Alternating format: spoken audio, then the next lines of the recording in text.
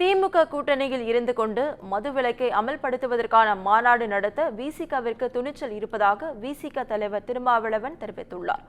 வேலூரில் செய்தியாளர்களை சந்தித்த அவர் தமிழ்நாட்டில் முழுமையான மதுவிலக்கை நடைமுறைப்படுத்த வேண்டும் என வலியுறுத்தியுள்ளார். 2 கோரிக்கைகள். ஒன்று, தமிழ்நாட்டில் முழுமையான மதுவிலக்கை நடைமுறைப்படுத்த வேண்டும். அதற்கு படிப்படியாக கடைகளை குறைப்பது, விற்பனை இலக்கை குறைப்பது, பிறகு முற்றாக மதுவிலக்கை நடைமுறைப்படுத்துவது.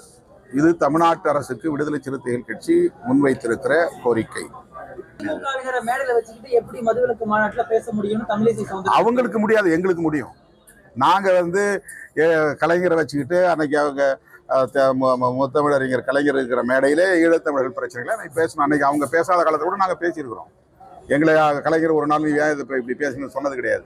நாங்கள் திமுக கூட்டணியில் இருக்கிற போதே நான் அதிமுக கூட்டணியில் உள்ளவர்களோடு நான் பயணித்திருக்கிறேன். சில மாதங்கள் அல்லது ஒரு வருடம் கிட்டத்தட்ட பயணித்திருக்கிறேன். இதே வேலூருக்கு கு. சீனிவாசன் விஜயகாந்த் கட்சியை சார்ந்தவர் உயிரிழந்த போது அந்த குடும்பத்திற்கு 3 லட்சம் ரூபாய் நம்ம கொடுத்தோம். அப்போ நான் திமுக கூட்டணியில் தான் இருக்கிறேன்.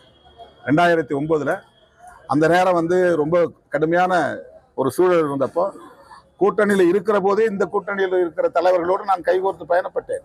கலைஞர் அப்போ ஒன்றும் எங்களை குறை சொல்லலை. திரும்ப நான் அந்த தேர்தலில் அவங்களோட மறுபடியும் நான் சேர்ந்து பயணப்பட்டேன். எனக்கு அந்த துணிச்சல் இருக்கிறது, என்னால் அதை பேச முடியும், அவ்வளவுதான்.